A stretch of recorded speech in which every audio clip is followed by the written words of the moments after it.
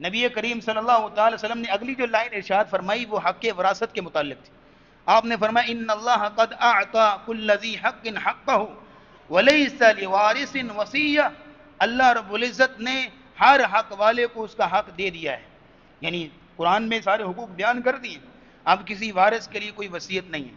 اب اس کا مطلب یہ ہوا کہ آپ علیہ الصلوۃ والسلام نے جہاں انسانی حقوق کی بات کی, مساوات کی بات کی, تو وہاں انسانی حقوق میں وراثت کی بات کی کہ جہاں جس طرح سے قانون کے مطابق, اسلامی لاء کے مطابق مرد کے لیے وراثت میں حصہ ہے, اسی طرح عورت کے لیے بھی وراثت میں حصہ ہے اور برابری اس اعتبار سے. اور آپ علیہ الصلوۃ والسلام نے یہاں تک بات کی, آپ نے فرمایا فاتقوا اللہ فی النساء, تم عورتوں کے معاملے میں اللہ سے ڈرنا, یعنی اپنی بیویوں کے حقوق ادا کرنا.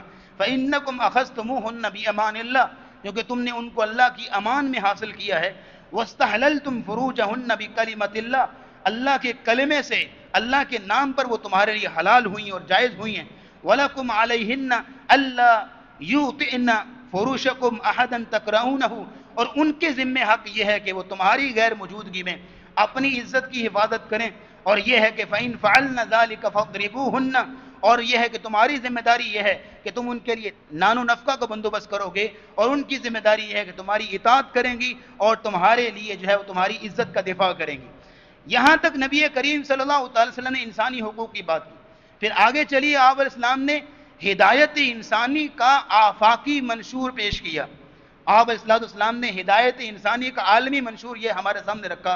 ترکت فیکم امرین لن تضلوا ما تمسکتم بہما کتاب اللہ و سنت رسولی. لوگوں, میں تمہارے درمیان دو چیزیں چھوڑ کے جا رہا ہوں, ایک اللہ کا قرآن ہے, اللہ کی کتاب ہے, اور دوسرا میری سنت ہے. جب تک ان کو تھامے رکھو گے کبھی بھی گمراہ نہیں ہوگے. اب آپ دیکھیے گا کہ عالم اسلام سے بات کی جا رہی ہے نا, تو بات وہ کرنی چاہیے کہ جو پوری اور مکمل ہو, ادھوری بات نہیں. تو آپ صلی اسلام نے اس خطبے میں عالم اسلام کو یہ درس دیا کہ میں تو جا رہا ہوں, اب میرے بعد اگر تمہارے لیے کوئی ہدایت کا ذریعہ ہو سکتی ہے تو صرف دو چیزیں, ایک اللہ کا قرآن ہے, دوسرا میری سنت ہے. تیسری کسی چیز کا نام لیا؟ بولیے جناب.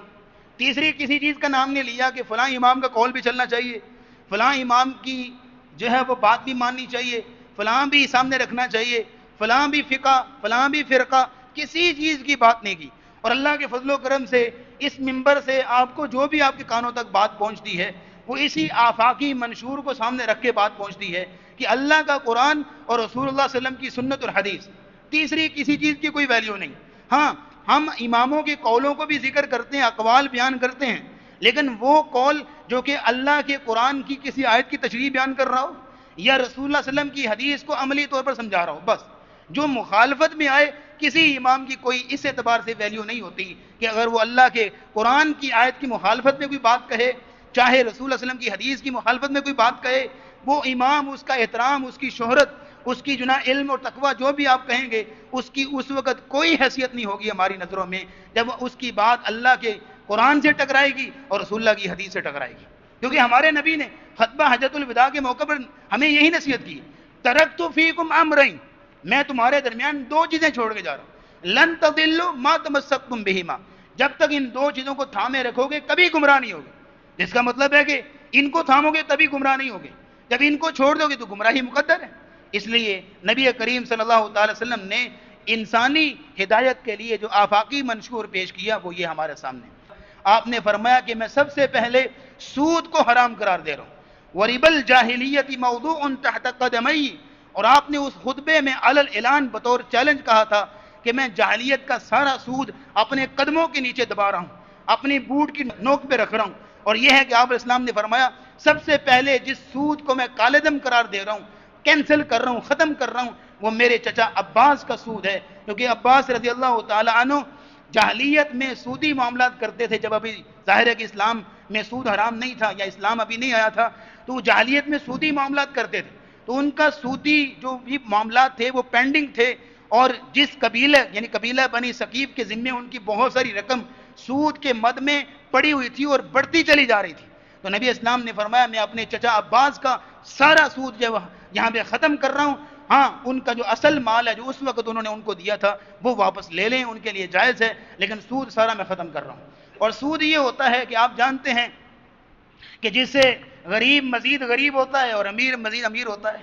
اور دنیا کے نظام میں سب سے بڑھ کے اگر کوئی یوں سمجھ لیجیے کہ ظلم ہو سکتا ہے وہ سودی معاملہ ہے. سب سے بڑھ کے جو ظلم ہو سکتا ہے وہ سودی معاملہ ہے. اس سے بڑا کوئی ظلم نہیں ہو سکتا. تو اللہ رب العزت عمل کی توفیق عطا فرمائے. اشارہ مل گیا ہے. اللہ رب العزت ہمیں ان تمام امور پہ عمل کرنے کی توفیق عطا فرمائے. وآخر دعوانا الحمدللہ رب العالمین.